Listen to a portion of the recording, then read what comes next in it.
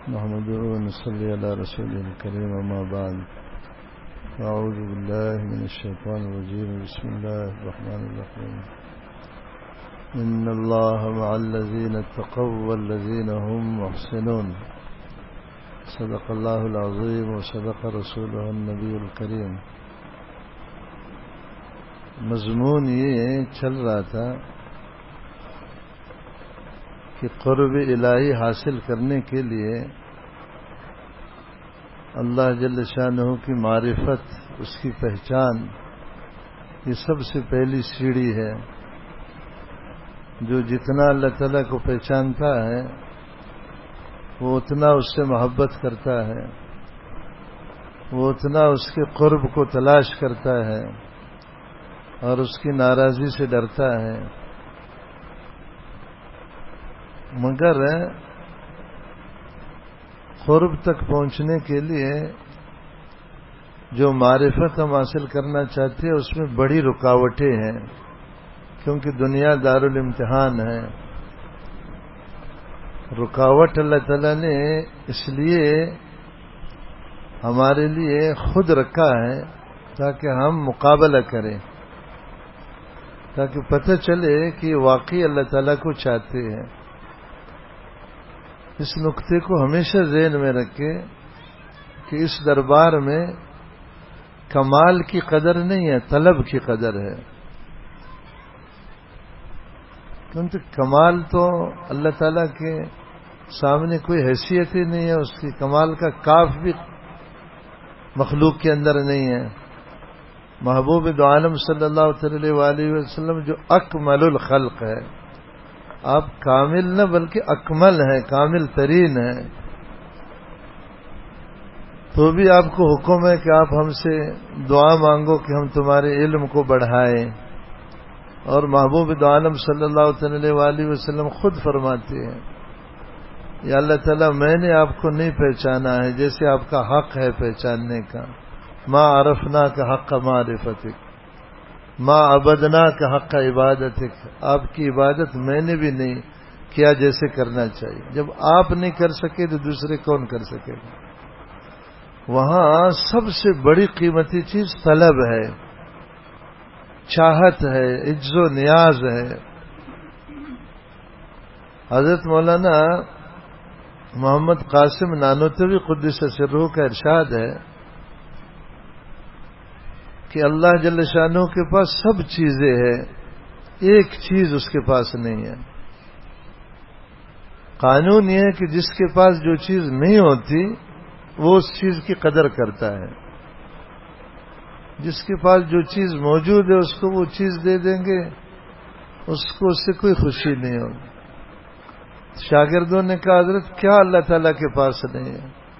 کہ اللہ تعالیٰ کے پاس عاجزی نہیں ہے، احتیاج نہیں ہے، ذلیل ہونا نہیں ہے. یہ اس کے دربار میں لاؤ. ابھی جو ہمارا درس چل رہا ہے سورہ عبس کا، روزانہ جو صبح الحمدللہ یہاں درس ہوتا ہے، درس قرآن 20 منٹ کا، وہ جو سورہ عبس میں اللہ جل شانہ نے محبوب دو عالم صلی اللہ علیہ وآلہ وسلم کو تنبیہ فرمائی ہے کہ آپ نے ابن ام مکتوم رضی اللہ عنہ کو کیوں توجہ نہیں دی، حالانکہ آپ رؤساء قریش کے پاس بیٹھے ہوئے ہیں، پورے عرب کا مکن ہے، جس میں ابو جہل بھی ہے، عتبہ بھی ہے، شیبہ بھی ہے، ولید بھی ہے، حضرت عباس رضی اللہ عنہ اس وقت مسلمان نہیں تھے وہ بھی ہے، یعنی تمام سرداروں کا مجموعہ ہے. آپ ان کو دعوت ایمان دے رہے ہیں، اتنے مصروف ہیں. اور حقیقت بھی ہے کہ اگر بڑے لوگ مسلمان ہوتے ہیں تو چھوٹے لوگوں کو دیکھا دیکھی ہمت ہوتی ہے. ابن ام مکتوم کو پتہ نہیں تھا، وہ آ گیا، آپ کے جو ہے نا چہرے پر تھوڑا سا بل آیا اور آپ کا نے اپنا منہ سے پھیر لیا. اللہ تعالیٰ نے پوری صورت نازل کر دی. وجہ سب مفسرین نے یہی لکھی ہے کہ اللہ تعالیٰ یہ کہتے ہیں کہ اس نابینا صحابی میں طلب تھی اور ان سرداروں میں طلب نہیں ہے. ہمارے یہاں طلب کی قدر ہے. حضرت ابو طالب محبوب دو عالم صلی اللہ علیہ وسلم کی تربیت، آج ہم نے بخاری میں یہ حدیث پڑھی ہے. 8 سال سے جو ہے نا تقریباً 50 سال تک آپ کی تربیت کی ہے. کتنی بڑی بات ہے. صرف تربیت نہیں کی، پوری دنیا کا مقابلہ کیا. حضور کو زندہ رکھنے کے لیے پوری قوم کو داو پر لگا دیا، مگر طلب اس میں نہیں تھی، اس لیے وہ قبولیت اس کو نہ ملی. حضرت علی رضی اللہ تعالیٰ عنہ نے آ کر کہا کہ ابو جی میں مسلمان ہو گیا ہوں. حضرت ابو طالب نے کہا کہ بہت اچھا کام کیا ہے. جو ہے نا حضرت محمد صلی اللہ علیہ وسلم جو باتیں کہتے ہیں 100% درست ہے. تم نے پہل کیا، مجھے اس سے بڑی خوشی ہوئی. اگر مجھے یہ خطرہ نہ ہوتا کہ میرے مرنے کے بعد عرب کی عورتیں میرے بارے میں کہیں گی کہ اتنا بڑا سردار یہ دوزخ سے ڈر گیا اور اپنے باپ دادا کے دین کو چھوڑ دیا. اس لیے موت کے وقت کے جملے کتنے صدمہ کے جملے ہیں. محبوب دو عالم صلی اللہ علیہ وسلم نے فرمایا میرے کان میں کلمہ پڑھو، میں اللہ تعالیٰ سے جگڑ کر تمہیں جنت میں لے جاؤں. مگر آخری جملے اس کے کیا ہے؟ اخترت النار علی العار، میں نے دوزخ کو لوگوں کے عار پر پسند کیا. کیا تعلیم ہے. اور محبوب دو عالم صلی اللہ علیہ وسلم کتنے پریشان ہوئے، بہت عرصہ تک پریشان ہوئے. حضور کو اتنی محبت ہے. میں نے ان طلبہ سے کہا تفسیر روح المعانی میں لکھا ہے کہ حضرت ابو طالب کا زیادہ تذکرہ نہ کیا کرو، صرف بقدر ضرورت بتا دو کہ جو ہے نا ایمان کے بغیر گیا، اس سے حضور کو تکلیف ہوگی. اب آپ بتاؤ، اتنی محبت، اتنے قرب کا تعلق، مگر طلب نہ ہونے کی وجہ سے قبولیت نہ ہوئی. حضور جب بہت پریشان ہوئے تو آپ سب کو پتہ ہے سورہ قصص میں جو آیت ہے انک لا تہدی من احببت ولکن اللہ یہدی من یشاء، اللہ جس کو چاہتے ہیں ہدایت دے دے. ایسے نہیں ہے کہ کوئی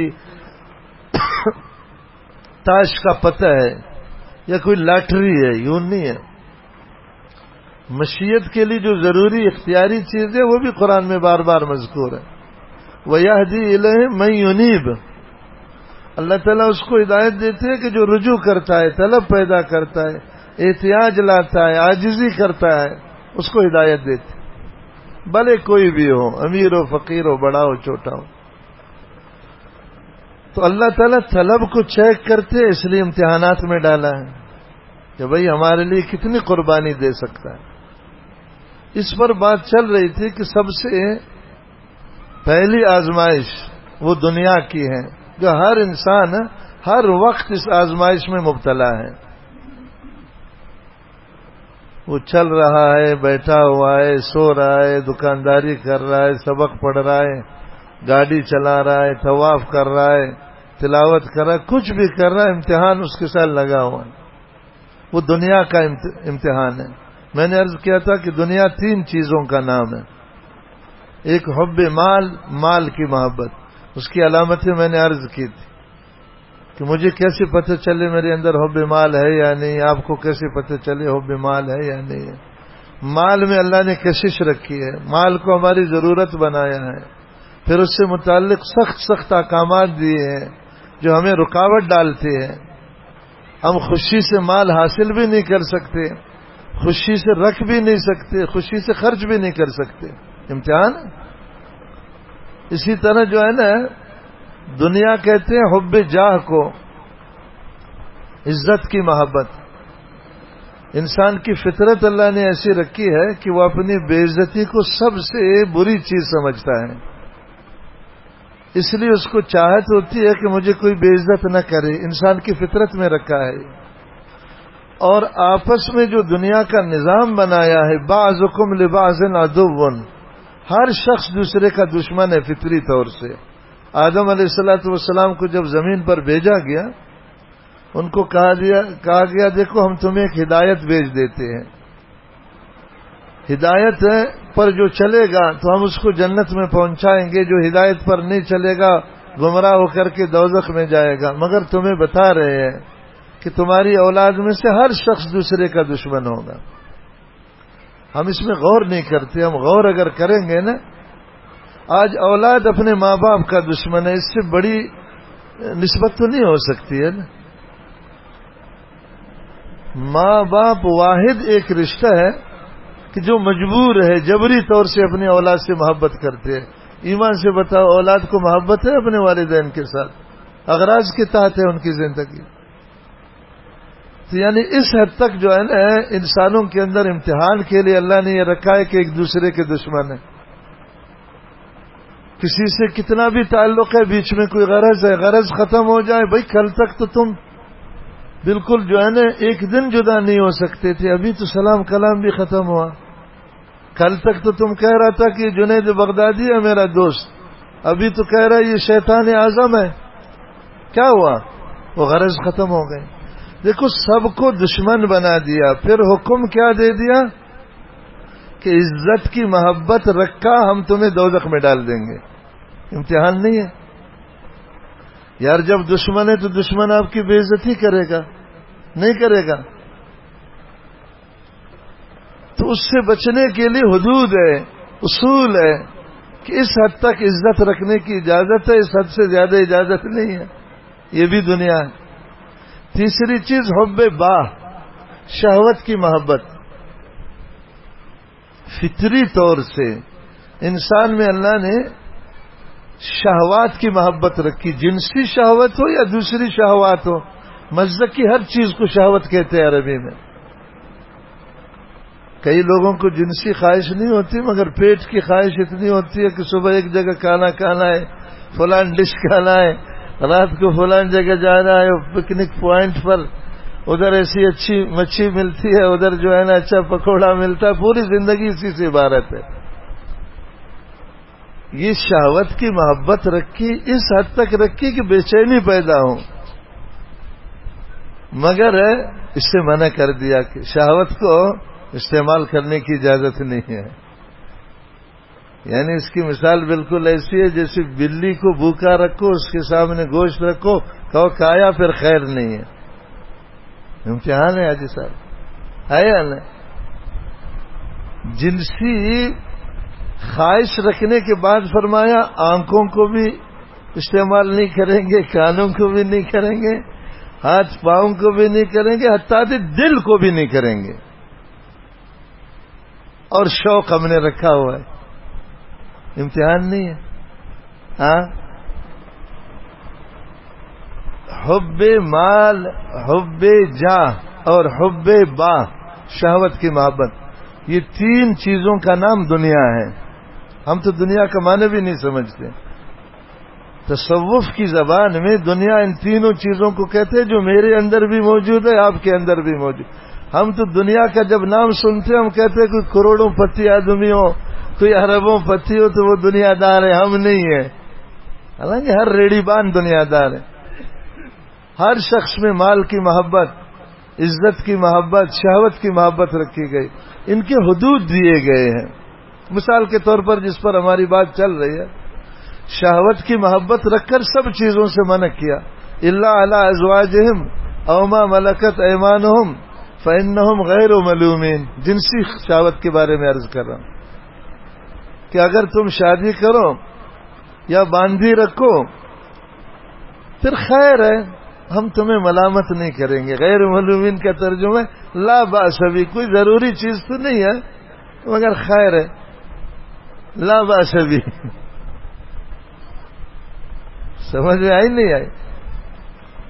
اور اس میں اتنے سخت احکامات دیے خود قرآن کے اندر، یعلم خائنۃ الاعین وما تخفی الصدور، تم ایسے آنکھوں کے نیچے سے جو غلط جگہ میں دیکھ لیں گے، میں دیکھ رہا ہوں تمہیں۔ یعلم خائنۃ الاعین، اچھا آنکھ بند کر دیا، اب دل میں سوچ رہا ہے، کرل کر رہا ہے اس شکل کو، اس صورت کو جو اس نے دیکھا ہے، فرمایا اس کو بھی میں دیکھ رہا ہوں۔ اللہ بتاؤ،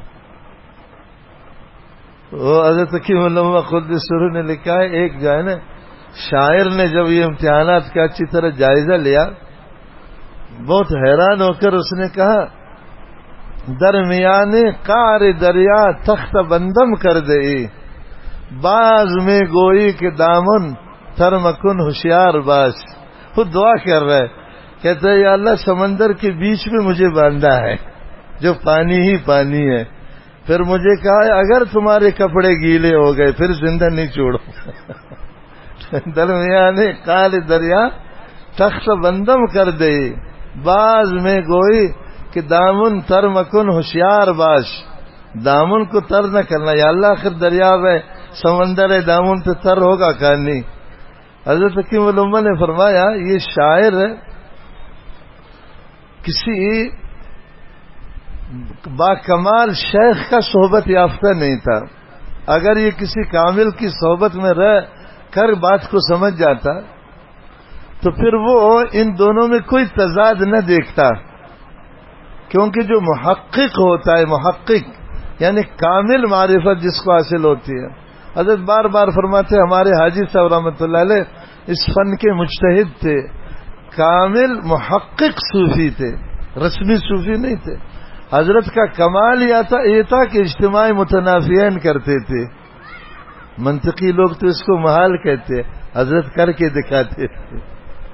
سمجھ میں نہیں آئی؟ یعنی پانی اور آگ کو کون جمع کر سکتا ہے؟ فرمایا ہمارے حاجی صاحب کرتے تھے. کیا کرتے تھے؟ یہ اس موقع میں فرمایا کہ خانقاہ میں یہ قانون تھا کہ جو اپنی اصلاح کے لیے آئے گا نہ مجھ سے بات کرے گا، نہ کسی دوسرے شخص سے بات کرے گا، نہ کسی سے رابطہ رکھے گا، نہ تعلق رکھے گا. جو معمولات اس کو دیے صرف اسی میں لگا رہے گا اور کونے میں بیٹھ کر میری باتیں سنے گا بس. اس کو ہدیہ دینے کی بھی اجازت نہیں ہے، سوال کرنے کی بھی اجازت نہیں ہے، مجھے گور کر دیکھنے کی بھی اجازت نہیں ہے. پورے ایک شرائط کی پرچی دی جاتی تھی. حضرت اس کی طلب کو چیک کرتے تھے، کتنی طلب ہے، طلب جتنی ہوگی اتنا فائدہ ہوگا. ایک شخص نے ہوشیاری کی، حضرت کو کھجور پیش کیا. حضرت نے فرمایا تمہیں نہیں کہا گیا تھا کہ تم نئے آئے ہو، ہدیہ دینے کی اجازت نہیں ہے؟ اس نے کہا حضرت یہ مدینہ پاک سے میں نے لایا.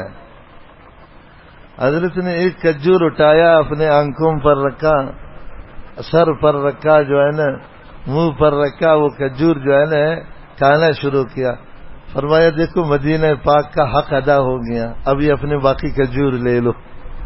اس پر فرمایا ہمارے حاجی صاحب یہ اجتماعی متنافیین کرتے تھے، یعنی مدینہ پاک کا ادب بھی ہو گیا اور ہمارا اصول بھی باقی رہا. یعنی ہدیہ لے بھی لیا اور ہدیہ چھوڑ بھی دیا. سمجھ میں نہیں آئی بات؟ تو یہ میں نے عرض کیا کہ یہ امتحان ہے. ایک عجیب واقعہ بخاری شریف میں ہے، بہت عجیب واقعہ اس جنسی خواہش سے متعلق. آدمی اس کو سوچے خوف آتا. ایک بڑا راہب تھا بنی اسرائیل میں، رہبانیت ہوتی تھی. رہبانیت کا مطلب ہے کہ سب چیز چھاڑ چھوڑ کر جنگل میں جاؤ یا پہاڑ کے کسی غار میں جاؤ، رات دن اللہ کی عبادت کرو. وہاں کئی لوگ کوئی درخت ہوتا تھا اس کا پھل کھاتے تھے، کئی گھاس واس کھاتے تھے، کئی ایسے تھوڑے سے چنے منے اپنے پاس رکھ لیے یا اپنے لیے جو ضرورت کی چیز ہوتی تھی بقدر کفاف کر لیا. ساری زندگی کئی 100 سال ان کی عمریں ہوتی تھی.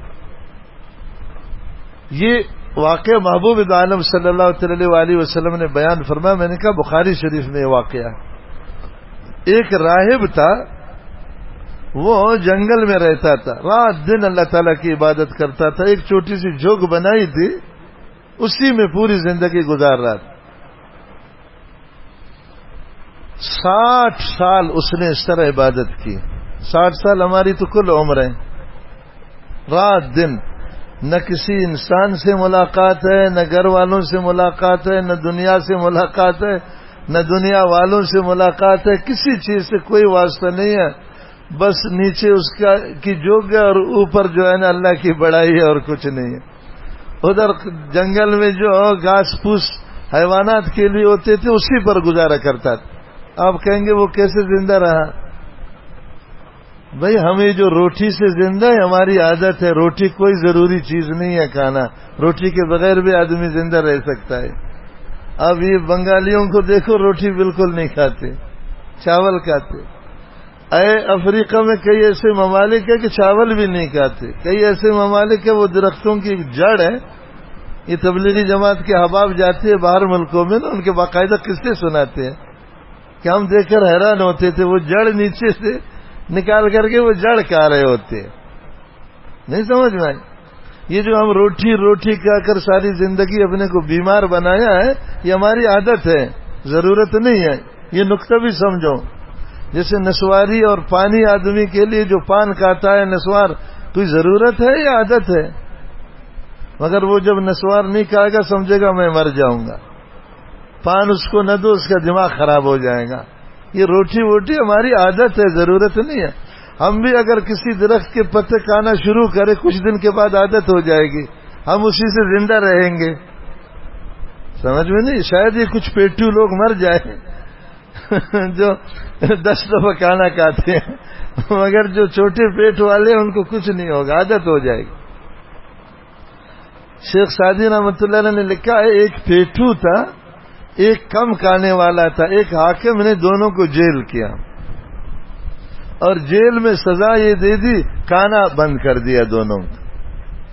ایک ہفتہ کے بعد ان کو کھولا تو وہ پیٹو تو تیسرے دن مر گیا تھا۔ یہ جو بیچارہ کم کھانے والا آدمی تھا یہ زندہ تھا، اس کا ظالم تم کیسے زندہ رہا؟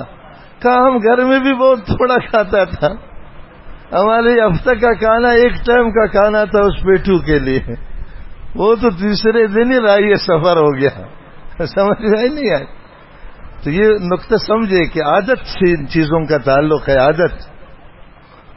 اما عائشہ صدیقہ رضی اللہ عنہ فرماتی ہے امت میں سب سے پہلی بدعت یہ پیدا ہو گئی کہ لوگوں نے 2 دفعہ کھانا شروع کیا۔ محبوب دو عالم صلی اللہ علیہ وآلہ وسلم نے پوری زندگی میں کبھی 2 دفعہ نہیں کھایا ہے۔ اگر دن کو کچھ کھایا تو رات کو نہیں کھایا، رات کو کھایا دن کو نہیں کھایا۔ احیاء العلوم میں امام غزالی رحمۃ اللہ علیہ نے صحابہ کے گھروں کے آٹے دال تک لکھا ہے، سارا پورے مہینے کا 6 کلو آٹا، ہم تو ایک دن میں کھاتا ہے اس کو۔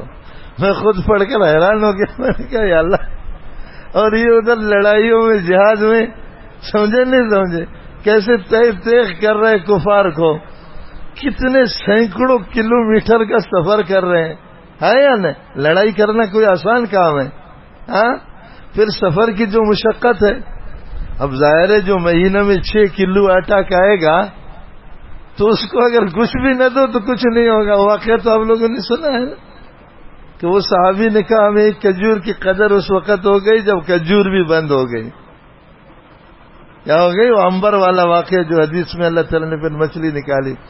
نہیں سمجھ میں آئی؟ اس پر تعجب نہ کرے، ان کی عادت ہو گئی۔ ہم جو بیمار ہیں نا، ہمارے بیمار ہونے کی ظاہری سب سے بڑی وجہ ہمارا زیادہ کھانا ہے۔ یہ نقطہ کو سمجھو، جو جتنا اپنے کو بھوکا رکھ سکے گا اتنی بیماری اس سے بھاگیں گے۔ سمجھو ڈاکٹروں سے دور ہو جائے گا۔ آپ تجربہ کرو اگر میں غلط کہتا ہوں۔ سمجھ میں نہیں آئی بات؟ اب 3 ٹائم کھا رہے، 2 ٹائم کھانا شروع کرو، پھر 2 ٹائم کو چھوڑو، 1 ٹائم کھانا، 1-2 دن ذرا چکر آئے گا، کیونکہ دوسروں کو دیکھ رہا ہے کھانا کھا رہا ہے، سمجھے گا ہم مر جائے گا۔ ایسے شوق سے کوئی نہیں مرتا ہے، مرنے کا جب ٹائم آئے گا تو ویسے مرے گا۔ سمجھ میں آ گئی بات؟ خیر یہ بات بیچ میں آ گئی، وہ قصہ بہت عبرت کا قصہ ہے۔ 60 سال رات دن اس نے عبادت کی وہاں، پتے متے جڑ مڑ جو بھی درختوں سے مل سکتا تھا وہ کھاتا رہا۔ ساتھ میں چشمہ تھا، پانی کی ضرورت ہوتی تھی اس چشمے سے جا کر وہ پانی پیتا تھا۔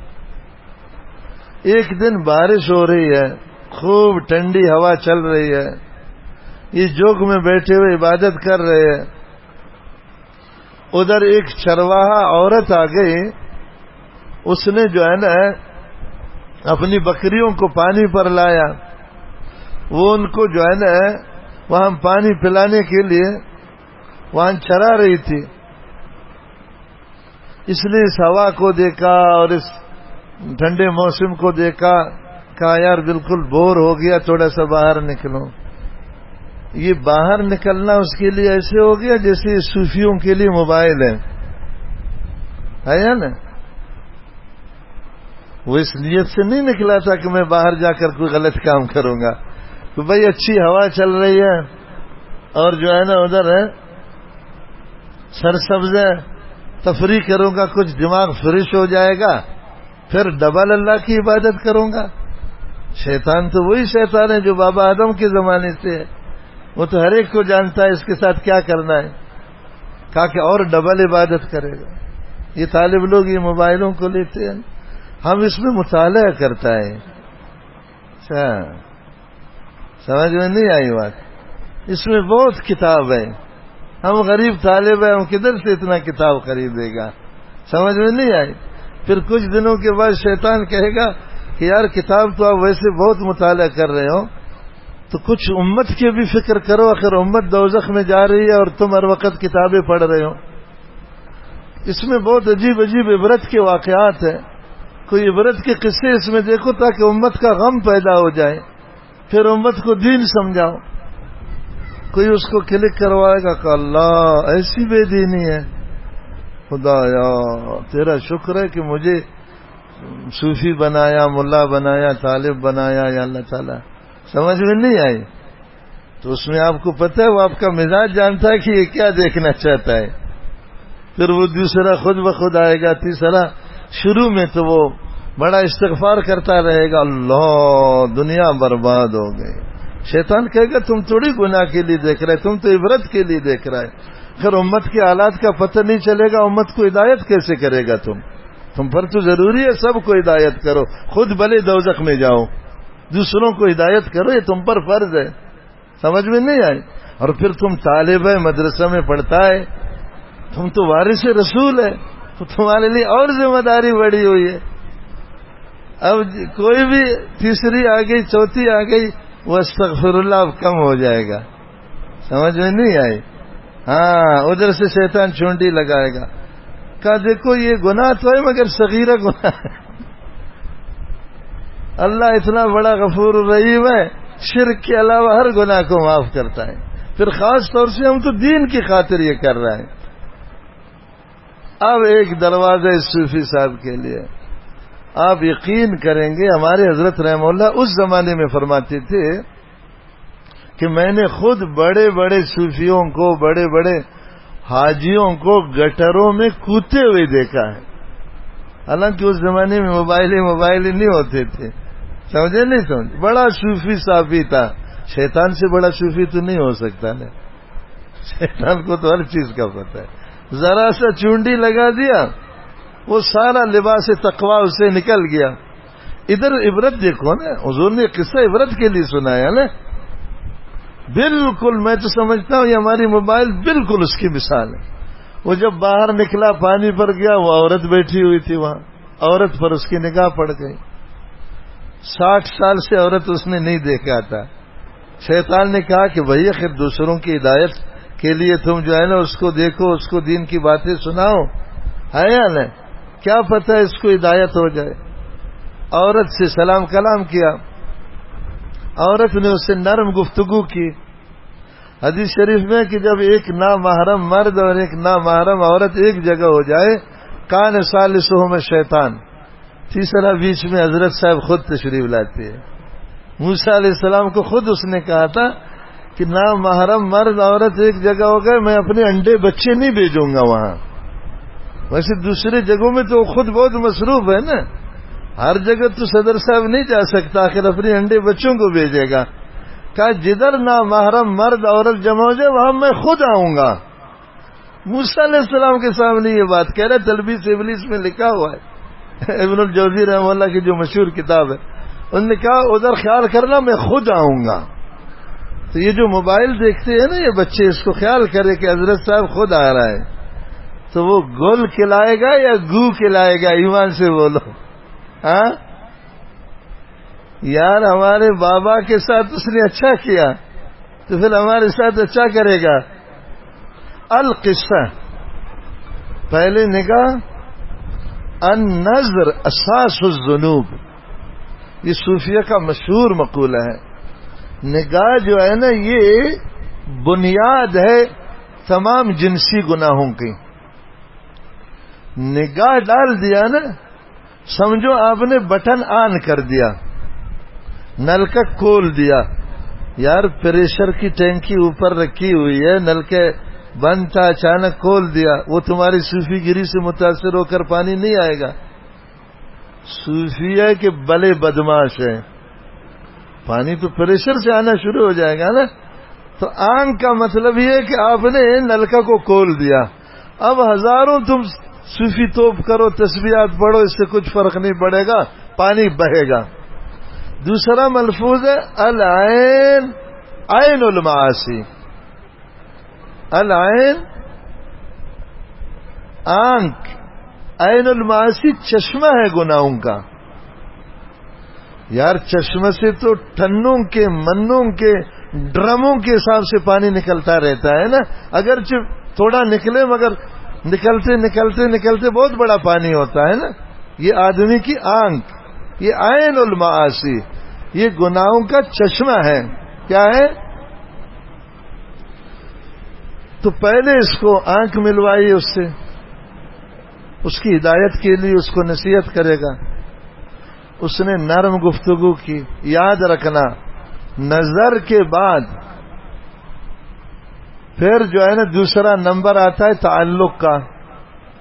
جب نگاہ پڑ گئی تو شیطان کہے گا کہ یار کتنی اچھی صورت ہے، کتنی اچھی شکل ہے، آپ اس کے قریب ہو جاؤ. انسان کی فطرت ہے، اچھی چیز کے قریب ہونے کی کوشش کرتا ہے. اس کے لیے پاؤں استعمال ہوں گے، ہاتھ استعمال ہوں گے. اس زمانے میں تو گفتگو ہوتی تھی، آج کے زمانے میں میسج، موبائل میں میسجیں کرو. سمجھ میں نہیں آئی بات؟ ہاں، کئی جوانوں کا اور کام ہی نہیں ہوتا، گھنٹوں گھنٹوں بیٹھ کر کسی بھی نمبر پر السلام علیکم میسج کرتے ہیں. سمجھ میں نہیں آئی بات؟ ہاں. تو اس نے بھی اس سے نرم گفتگو کی، قرب بڑا، حتیٰ کہ اس نے اس کے ساتھ بدکاری کی. صوفی صاحب نے 60 سال کا عبادت گزار صوفی تھا، ہم جیسا صوفی نہیں تھا. سمجھ میں نہیں آئی بات؟ اور اتنا بڑا زاہد عابد کہ اپنے پورے گھر کو چھوڑا تھا اللہ کی محبت میں. اس کو بھی شیطان نے نہیں چھوڑا، مجھے اور آپ کو چھوڑے گا. گناہ کے بعد فطری بات ہے، اس کو پشیمانی ہو گئی، وہ سخت پشیمان ہو گیا. یا خدایا مجھ سے کیا ہوا، سوچا کیا کروں. کہا بھائی جلدی غسل کرو، چشمہ میں ویسے پانی ہے، غسل کے بعد جو ہے نا پھر توبہ کرو. نہیں سمجھ میں آئی؟ کہا ٹھیک. جب وہ چشمے کے اندر اتر گیا غسل کرنے کے لیے، ایک فقیر آیا. کون آیا؟ اس نے کہا بابا بھوک لگی ہوئی ہے، مجھے کوئی کھانا مانا. اس راہب نے کہا کہ کھانا تو میرے پاس نہیں ہے، میں نے وہ اپنا قمیص نکالا ہے، ادھر رکھا ہوا ہے، اس کی جیب میں خشک روٹی کا ٹکڑا ہے، وہ اگر آپ کو چاہیے تو وہ لے سکتے ہو اس جیب سے. اس نے کہا میں بہت بھوکا ہوں، مجھے خشک روٹی ملے بھی میں نے لے لوں گا. وہ گیا اس کے جیب سے اس روٹی کو نکالا. یہ غسل کر رہا تھا. غسل ہوتے ہی اس کے موت کا وقت پورا ہو گیا. اسرائیل علیہ السلام آئے، روح کو پکڑا. اب ادھر سے جنت کے فرشتے پہنچے، ادھر سے دوزخ کے فرشتے پہنچے. جنت کے فرشتے نے کہا کہ ہم اس کو جنت لے جائیں گے. اتنا بڑا صوفی صافی، 60 سال سے اس نے عبادت کی، روٹی کپڑا مکان سب کو تج دیا. ان کے مذہب میں یہ بڑا کمال ہوتا تھا کہ سب چیز کو چھوڑ دے اور عبادت کرے، یعنی سب سے بڑی بزرگی ہوتی تھی. دوزخ کے فرشتوں نے کہا نہیں، اس نے بدکاری کیا، ہم اس کو دوزخ لے جائیں گے. فرشتوں کی آپس میں بات شروع ہو گئی. کہا کہ بھئی اب فیصلہ کیسے کریں؟ جیسے تو کہ ہمارے یہاں جھگڑے ہوتے ہیں تو پھر فیصلے ہوتے ہیں نا، عدالتیں ہوتی ہیں، جرگے ہوتی ہیں. تو فرشتوں کا بھی ایسا نظام ہے. انہوں نے کہا بھئی فیصلہ کرتے ہیں جو عدالت کا حکم ہو. تو جو فیصلہ کا طریقہ تھا اس میں دونوں فریق پہنچے، جنت والا فریق بھی، دوزخ والا فریق بھی، دونوں کی باتیں سنی گئی۔ وہ جو فیصلہ کرنے والا فرشتہ تھا اس نے کہا کہ بھئی ترازو لاؤ، 60 سال کی عبادت کو بھی تولو اور اس بدکاری کو بھی تولو۔ اگر 60 سال کی عبادت زیادہ ہو گئی تو اس کو جنت میں لے جاؤ، اگر یہ جو بدکاری اس نے کیا ہے، اگر یہ گناہ زیادہ ہو گیا تو تم دوزخ میں لے جاؤ اس کو۔ تو یہ اصولی فیصلہ ہے، وَنَزَعُ الْمَوَازِينَ الْقِسْطَ، انصاف کا فیصلہ ہے، ترازو ہے۔ کہا ٹھیک ہے، فرشتوں نے ترازو لایا، ایک طرف 60 سال کی عبادت کو رکھا۔ ایسی عبادت نہیں ہے جیسے ہماری عبادت ہے حاجی صاحب، ہاں، جس نے سب کچھ چھوڑ دیا ہے تو آپ خود سوچو وہ کیسی عبادت کرے گا، سمجھ میں نہیں آئی۔ اور ادھر سے بدکاری کو رکھا۔ محبوب دو عالم صلی اللہ تعالی علیہ وسلم فرماتے ہیں بدکاری کا وزن بڑھ گیا، 60 سال کی عبادت ختم ہو گئی۔ امتحان سخت ہے یا نہیں ہے؟ 60 سال کی عبادت ختم، وہ ایک بدکاری، سمجھ میں نہیں آئی۔ تو دوزخ والے فرشتوں نے کہا کہ بھائی فیصلہ ہوا تھا تو ہم اس کو دوزخ لے جائیں گے۔ تو وہ جنت والے بیچارے بہت پریشان ہو گئے۔ تو ایک فرشتے نے کہا کہ اس کی ایک اور نیکی بھی ہے جو یہ 60 سال کی عبادت کے علاوہ ہے۔ تو دوسرے فرشتوں نے کہا کیا نیکی ہے؟ کہا یہ جو فقیر آیا تھا اور یہ اس سے روٹی مانگ رہا تھا، اس کے پاس روٹی نہیں تھی، اس نے کہا میری جیب میں وہ جو ہے نا خشک روٹی ہے، اس نے وہ فقیر کو خیرات کر دیا، یہ بھی تو نیکی ہے۔ اور ظاہر ہے وہ خیرات اس نے انتہائی اخلاص کے ساتھ کیا۔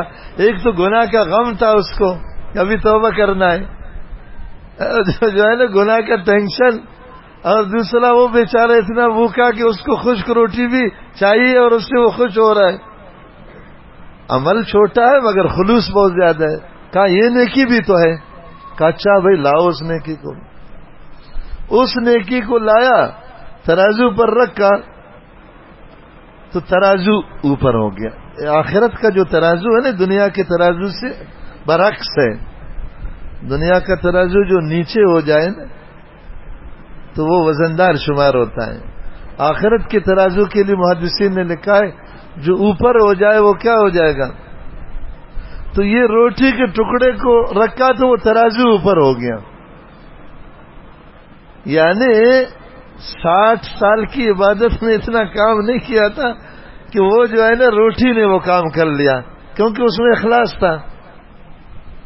تو کہا کہ بھائی ابھی تو جو ہے نا اس کا واما من ثقلت موازینہ فہو فی عیشۃ راضیہ، تو اس طرح وہ بچ گیا اور اس کی برکت سے اللہ تعالیٰ نے اس کی مغفرت فرما دی۔ تو اس میں 2 ہدایات ہے اس حدیث میں۔ ایک ہدایت یہ کہ یہ جنسی امتحان کتنا خطرناک، یہ جنسی گناہ۔ ایک اور عجیب بات آپ کو بتاؤں، یہ جو الا اللمم ہے نا سورہ نجم میں، لمم صغیرہ گناہ، چھوٹے چھوٹے گناہ، ٹھیک ہے نا، چھوٹے چھوٹے گناہ اللہ تعالیٰ ان کو معاف کرتا ہے اعمال سے۔ کیا کرتا ہے؟ بڑے گناہوں سے بچتے ہیں ہمارے بندے، الا اللمم، چھوٹے چھوٹے گناہ ان سے ہو جاتے۔ حضرت ابن عباس رضی اللہ عنہما نے اس کی تفسیر میں ایک عجیب بات لکھی ہے، یہ ان بندوں کے لیے بڑی عبرت کی چیز ہے جو اپنی نگاہ کی حفاظت نہیں کرتے۔ وہ فرماتے ہیں کہ ایک آدمی اگر بدنگاہی کرتا ہے، نہ محرم جگہ میں دیکھتا ہے، ایک آدمی ناجائز جگہ میں گفتگو کرتا ہے، ایک شخص ناجائز جگہ کی طرف جاتا ہے یا ہاتھ سے ناجائز چیز کو پکڑتا ہے، اس کے بعد وہ زنا کرتا ہے یا نہیں کرتا؟ یہ سوال ہے۔ بدنگاہی کی، گفتگو کی، ٹھیک ہے نا، پاؤں سے گیا، ہاتھ لگایا، اس کے بعد اس نے بدکاری کی، اگر اس نے زنا کیا تو نیچے کے سب گناہ صغیرے بن جائیں گے، زنا کبیرہ ہو جائے گا۔ یعنی اس کی بدنگاہی بھی صغیرہ میں ہے، اس کی گفتگو بھی صغیرہ میں ہے، اس کا جو ہے نا چلنا بھی صغیرہ میں ہے، اس کے ہاتھ کا پکڑنا بھی، اور دل میں جو اس نے پکا ارادہ کیا ہے، یہ سب صغیرہ شمار ہوں گے۔ اگر زنا اس نے نہیں کیا تو الف سے لے کر یا تک سب کبائر شمار ہوں گے، یعنی حقیقی زنا شمار ہوں گے۔ ہمارے یہاں جوانوں کا یہ مزاج ہے کہ موبائل کے ساتھ کون زنا کر سکتا ہے؟ موبائل میں تو بدنگاہی کریں گے نا، ہاں میسج کریں گے۔ یاد رکھنا زنا کے برابر گناہ ہے۔ ابن عباس رضی اللہ عنہما کی تفسیر کے مطابق 60 سال کی عبادت رائگان ہے اس کے مقابلے میں۔ سمجھ میں آ گئی صوفیو؟ خدا نہ خواستہ جو زنا کرے گا تو زنا تو بہت بڑا گناہ ہے، تو پھر یہ نیچے والے چھوٹے زنا شمار ہوں گے، یہ اعمال سے معاف ہو سکتے ہیں۔ نہیں سمجھ میں آئی؟ تو یہ میں اس لیے کہہ رہا ہوں کہ یہ موبائل کا گناہ عام گناہ سے بہت خطرناک ہے۔ بس جس کو اپنے نفس پر اعتماد نہیں ہے وہ ہرگز یہ بڑا موبائل نہ رکھے۔ یہ ہمارے بزرگوں کی نصیحت، سمجھ میں نہیں آئی بات؟ آپ بلی کے سامنے گوشت رکھو، پھر اس کو نصیحت کرو کہ بیٹا گوشت مت کھانا اگرچہ آپ کو بھوک لگے، وہ نہیں کھائے گی۔ آپ کا ڈنڈا جب تک نظر آ رہا ہے، اگر اس کی تربیت آپ نے کی ہے تو ایسے آنکھوں سے آپ کو دیکھ رہی ہوگی، دل اس کا گوشت میں ہے۔ جب ڈنڈا دور ہو گیا جبٹ کرے گا وہ گوشت کو، نہیں ہے؟ ہر جانور ایسا ہے۔ حیوان ہونے میں انسان و حیوان برابر ہے۔ جب آپ کو پتہ ہے کہ اس گوشت کو نہیں کھانا ہے تو وہ گوشت اپنے پاس رکھتے کیوں؟ ہاں، کئی لوگ کہتے ہیں کہ ہمارا گناہ کرنے کا ارادہ نہیں ہوتا ہے، ہم ویسے ہم نگاہ سے دیکھتے ہیں۔ شیطان ہے نا، 1000 قسم کے دلائل اس کے پاس ہے۔ ہمارا ارادہ گناہ کرنے کا نہیں ہوتا۔ یہ جو بہت صوفی ہوتے ہیں ان کو تو کہتا ہے عبرت کے لیے دیکھو، جو اتنا صوفی نہیں ہوتے ان کو پھر شیطان کہتا ہے کہ یار گناہ تو ویسے تم کو نہیں کرنا ہے۔ تھوڑی دیر کسی اچھے درخت کو آدمی دیکھے، یا اچھے کسی جو ہے نا پھول کو دیکھے، یا اچھے کسی شکل کو دیکھے، یا اچھے اس طرح اس عنوان سے میں دیکھتا ہوں، میرا ارادہ گناہ کا نہیں ہے۔ تو میں آپ سے ایک سوال کرتا ہوں، کبھی آپ نے امریکہ کے راستے کا پوچھا ہے کہ کس راستے سے آدمی امریکہ جاتا ہے؟ یہ جو آپ لوگ بیٹھے ہو یہاں، ہاں کیوں نہیں پوچھا ہے کہ جانے کا ارادہ نہیں ہے؟ یار آپ میں سے 20 ایسے لوگ ہوں گے کہ صدر کا راستہ پوچھتے ہوں گے، لیاری کا راستہ پوچھتے ہوں گے، سمجھے نہیں سمجھے، سوراب گوٹ کا راستہ پوچھتے ہوں گے، گلشن کا راستہ پوچھتے ہوں گے، حیدرآباد کا پوچھتے ہوں گے، امریکہ کا نہیں پوچھیں گے نا۔ آدمی کو جدھر جانا نہیں ہوتا ہے تو اس راستے کا بھی نہیں پوچھتا۔ اگر تم کو بدکاری کرنے کا ارادہ ہی نہیں ہے، تم کو بدکاری کرنا ہی نہیں ہے، یہ بدنگاہی کرنا تو یہ راستہ ہے امریکہ جانے کا، پھر راستے کے پیچھے کیوں لگے ہو؟ پاگل ہو؟ شیطان کو کہو نا کہ بھائی اگر ہمیں جانا نہیں ہے تو ہم اس راستے کو کیا کر کے کیا کچھ چھاٹیں گے اس راستے کو، جب ہمیں منزل پر جانا ہی نہیں ہے۔ وہ خبیث اصل میں ادھر لے جانا چاہتا ہے آپ کو، ہاں، مگر سیدھا سیدھا اگر کہے گا کہ ادھر جاؤں گا تو تم صوفی ہے، صوفی کہے گا علمان واللفیظ، ہمارا تصوف خراب ہو جائے گا۔ ابھی کہے گا ادھر تو جانا ہی نہیں ہے تم کو، بس صرف راستہ کا ذرا سیر کرو۔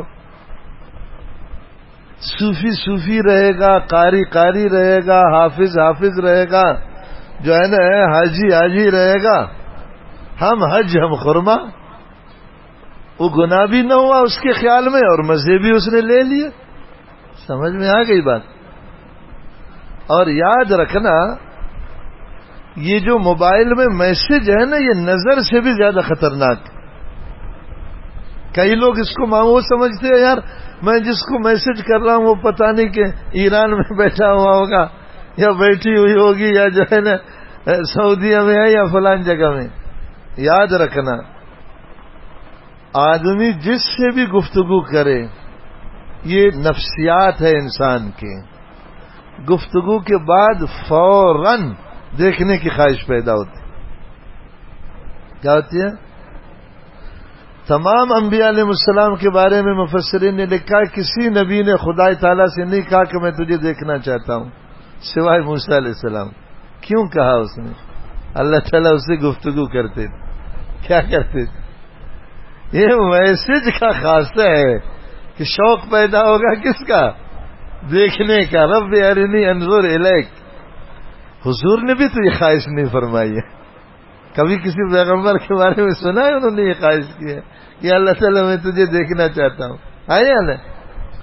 تو کئی صوفی لوگ جو ہے نا یہ میسج کرنے کو یا پاؤں سے چلنے کو یا جو ہے نا اس طرح کے مجلسوں میں بیٹھنے کو اس طرح کی گفتگو کرنے کو کوئی بڑی چیز نہیں سمجھتے، حالانکہ بہت بڑی چیز.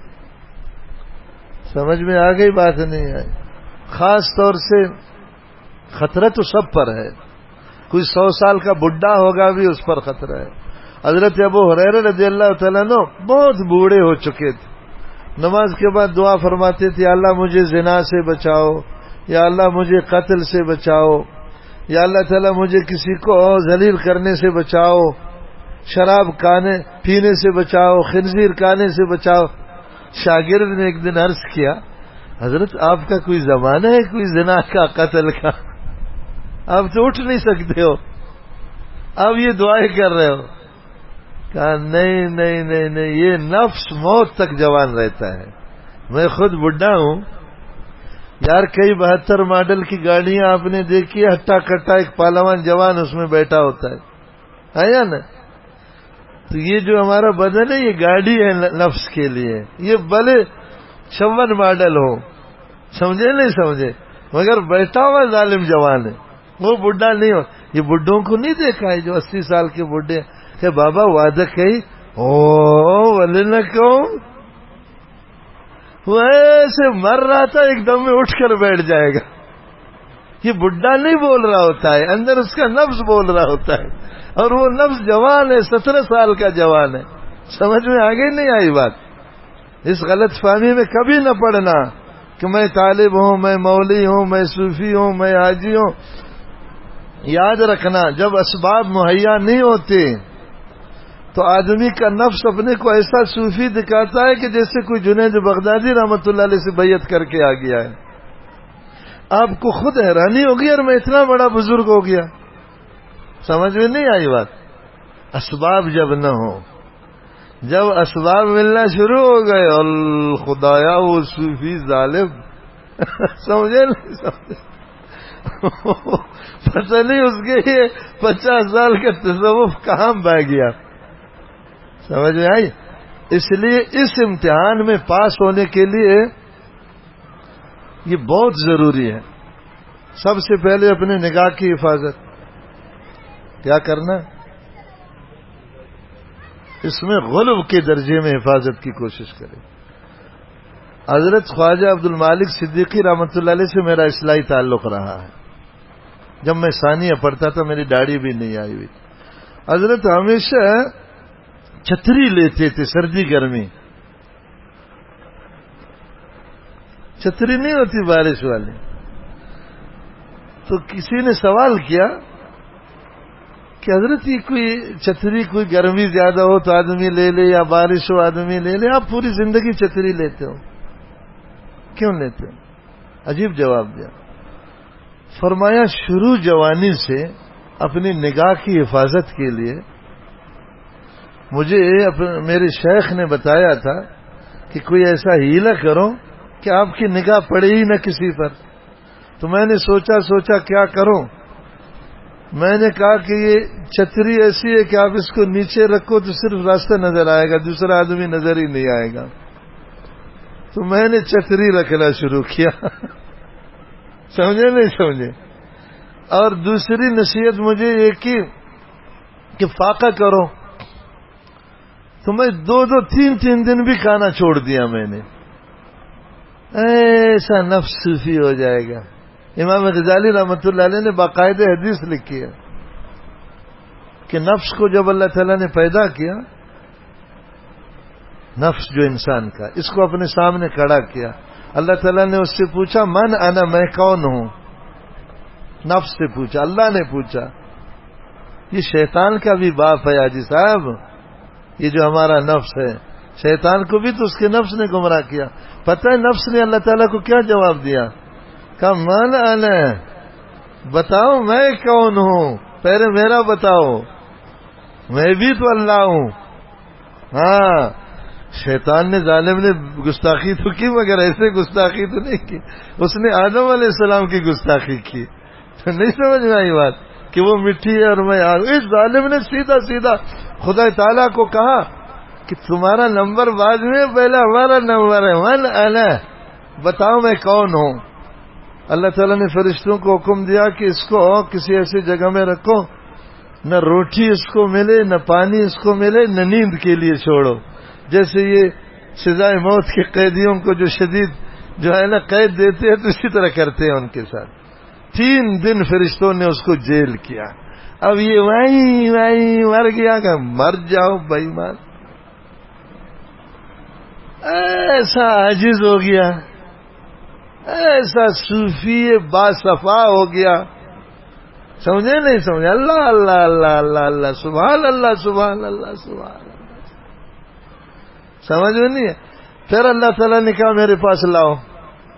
جب اللہ کے سامنے لایا اس صوفی کو، اللہ تعالیٰ نے پھر سوال فرمایا من انا، میں کون ہوں؟ اس نے کہا انت اللہ لا الہ الا انت، تو وہ اللہ ہے، تیرے سوا کوئی اللہ نہیں ہے. وحدک لا شریک لک، تو اکیلا ہے. اللہ نے فرمایا سیدھا. محبوب دو عالم صلی اللہ علیہ وسلم نے فرمایا ضیقوا مجارعہ بالجوع، اس کے راستے کو بھوک سے تنگ کرو. یہ جو کئی جوان کہتے ہیں نا ہم پر شہوت غالب ہے، تم دن کھانا نہ کھاؤ، پھر میں دیکھتا ہوں کیسے شہوت تم پر غالب ہوتی. صبح لگاؤ پراٹھے، انڈے، دودھ پتی، دوپہر میں جو ہے نا 3 روٹی گندم والی.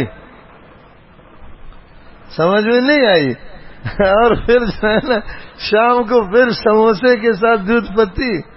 پھر یہ ملاؤں کو، طالبوں کو تو فری میں ہر چیز ملتی ہے یا نہیں؟ پھر جو ہے نا عشاء کو پھر 3 روٹی. ہاں، 8 گھنٹے سو جاؤ. پھر کہو یار ہم کو خواہش ہو رہی ہے، تو خواہش کیسے نہ ہو؟ اتنا کسی گدھے کو کھلاؤ، وہ بھی مست ہو جائے گا. کیا خیال؟ ضیقوا مجارعہ بالجوع. حضرت فرماتے تھے میں نے 3 دن 4 دن اتنا بھوک شروع کیا کہ بالکل اٹھ نہیں سکتا تھا. اب اگر کسی عورت کو دیکھوں تو مجھے الٹی آ جائے، جیسے آدمی کو الٹی آ. حاجی صاحب جو اللہ سے ڈرتے ہیں وہ مجاہدہ کرتے ہیں. ان کو پتہ ہے کہ اللہ کی ناراضی سب سے بڑی مصیبت ہے. سمجھ میں آئی نہیں آئی؟ ورضوان من اللہ اکبر. اللہ تعالیٰ کی معمولی رضا، تنوین تقلیل کی ہے، معمولی رضا اکبر، بہت بڑی چیز، بہت بڑی چیز. تو ایک اس کا بہت خیال کریں. اپنے نگاہ کی بہت دیکھو. سنت طریقہ کیا ہے چلنے کا؟ یہ جو ہمارے چلنے کا طریقہ ہے یہ شیطانوں کا چلنا ہے، انسانوں کا بھی چلنا نہیں ہے.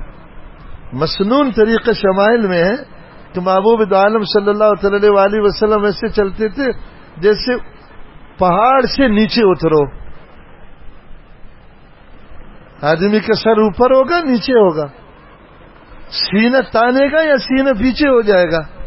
یہ سنت طریقہ ہے چلنے کا. آپ اہل اللہ کو دیکھو اسی طرح چلتے ہو، مشق کرتے ہیں اس کی. جو ہمارے اکابر ہیں، ہمارے اساتذہ، ہمارے بڑے ہیں، کبھی غور سے دیکھو وہ کیسے چلتے ہیں. ایسے ایسے کر کے نہیں چلتے جیسے ہم لوگ چلتے ہیں. آپ سر نیچے کریں گے، سینہ پیچھے دبائیں گے، آپ کو صرف راستہ نظر آئے گا نا، دوسرے لوگ تو نظر نہیں آئیں گے. کیا خیال ہے؟ سنت کی نیت کریں گے اجر ملے گا. اور دوسری روایت میں شمائل کی کہ محبوب عالم صلی اللہ علیہ وسلم ایسے چلتے تھے جیسے پہلوان چلتے ہیں. زور سے پاؤں کو رکھا، زور سے پاؤں کو اٹھایا، ایسے بیماریوں کی طرح نہیں چلتے تھے. متکبر آدمی ایسے چلے گا یا بیمار چلے گا؟ حضرت اما عائشہ صدیقہ رضی اللہ عنہا نے دیکھا ایک جو ہے نا شخص کو آہستہ آہستہ ایسے روب سے چل رہا تھا. فرمایا جو ان کے ساتھ تھے فرمایا یہ بڈھا کون ہے؟ کہا یہ بڑا قاری ہے. قاری اس زمانے میں اس عالم کو کہتے تھے جو سب عشرہ کا ماہر ہو. ہمارے یہاں تو قاری حافظوں کو بولتے ہیں, یہ قاری مراد نہیں ہے. اللہ کیا جواب دیا. حضرت صدیقہ نے فرمایا فاروق اعظم تو اس سے بڑا قاری تھا. فاروق اعظم اس سے بڑا قاری تھا. وہ تو جلدی جلدی چلتے تھے اور عاجزی سے چلتے تھے, یہ نیا قاری کدھر سے آ گیا ہے. تو اگر سنت کے مطابق چلیں گے آنکھ کی ویسے حفاظت ہوگی. اور موبائل کو 3 طلاق دے دو, یہ جو بڑا موبائل ہے نا, 1 2 6, سمجھ میں نہیں آئی, اس کو طلاق مغلظہ کہتے ہیں. ہاں جان چھڑاؤ. یار آج سے 10-20 سال پہلے موبائل نہیں تھے, لوگ مر گئے تھے. ہاں ہم سے اچھا زندہ تھے. آپ یقین کرو جتنا ٹینشن ابھی دنیا میں ہے, کہ میرا خیال ہے کہ کوئی شیطان نے بھی پوری زندگی میں کسی کو نہیں دیکھا اس طرح ٹینشن میں جیسے آج کے لوگ ہیں. نہیں ہے. نمبر 2, شریف پردے کا اہتمام اپنے گھروں میں شروع کرو. یہ ہماری بہت بدقسمتی ہے مسلمانوں کی. سمجھے نہیں سمجھے؟ بھئی ٹھیک ہے, باہر سے آپ نے اپنی نگاہ کو محفوظ کیا, موبائل سے آپ نے بچایا, تو باہر سے تو بچ گئے, مگر آستین کے سانپ کو کیا کریں گے؟ چاچا زاد, مامو زاد, خالو زاد, پھوپھی زاد, دیور ہے, جیٹ ہے, نندوئی ہے, بہنوئی ہے, 50 وہاں اجدہے بیٹھے ہوئے اپنے گھر کے اندر. ان کو تعلیم دے دو کہ جیسے نماز فرض ہے اسی طرح پردہ کرنا فرض ہے. یا ایھا النبی قل لازواجک وبناتک ونساء المؤمنین یدنین علیہن من جلابیبہن.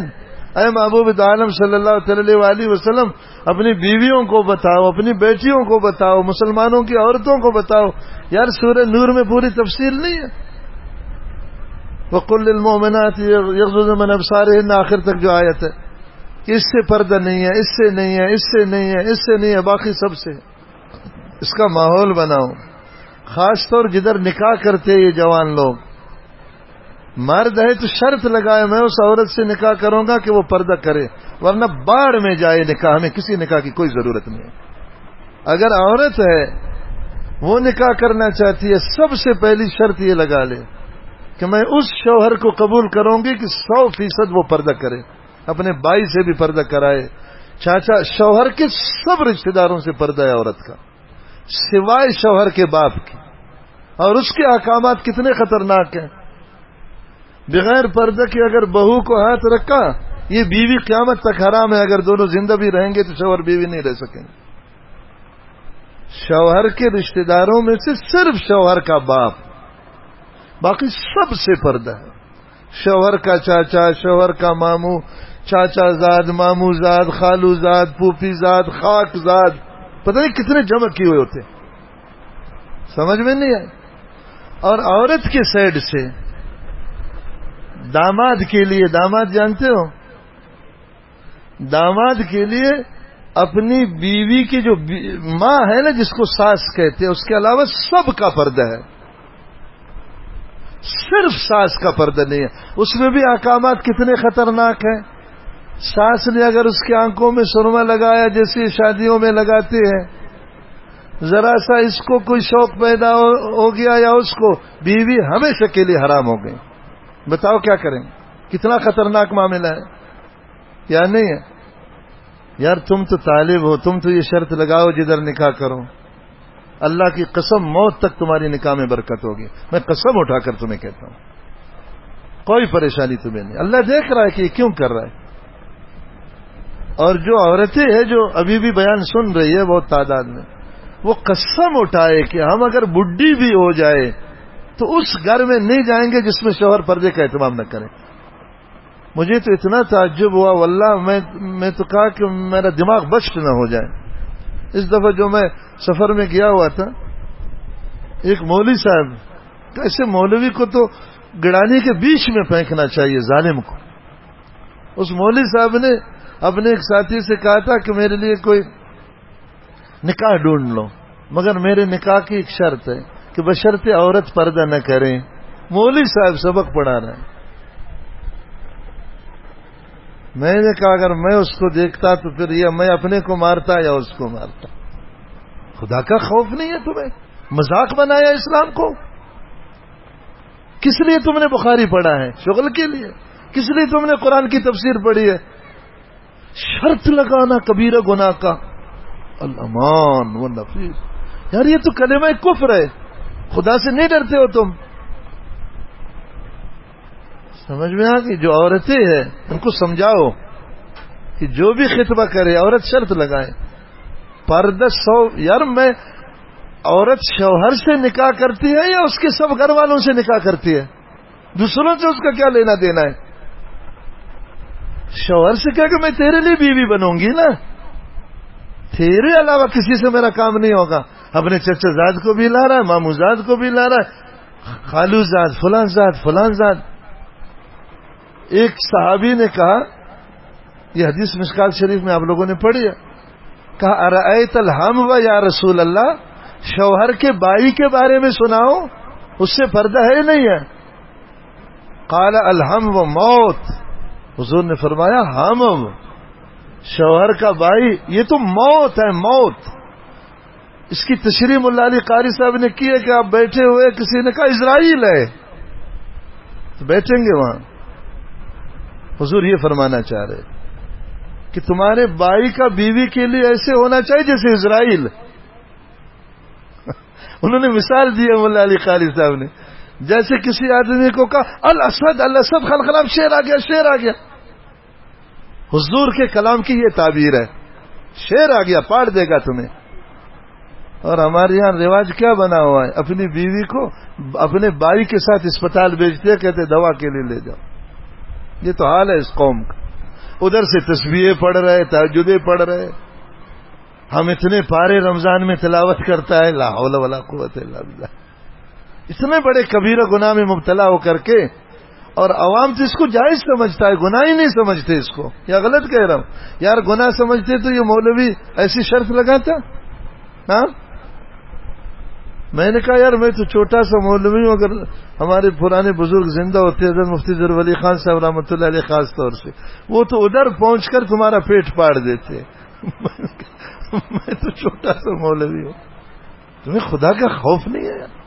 کیا مذاق بنایا اسلام کو, مذاق بنایا دین کو.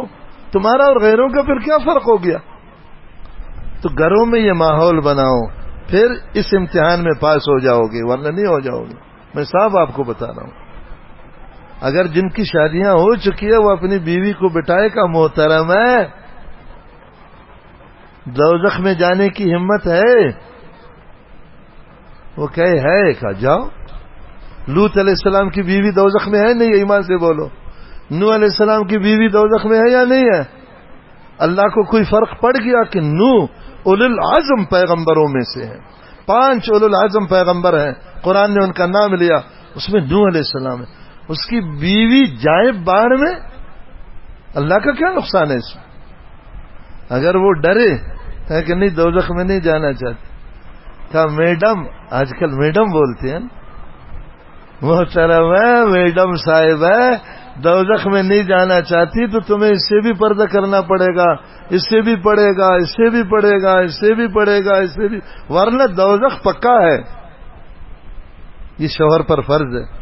لڑائی مڑائی مت کرو, سمجھاؤ. پردہ عورت پر فرض ہے, مرد پر تو نہیں ہے. مرد پر یہ فرض ہے اس کو سمجھائے, اسباب مہیا کرے, ماحول دے دے, یہ اس پر فرض ہے. یہ جنسی گناہ سے بچنے کا اس کے علاوہ کوئی طریقہ نہیں ہے.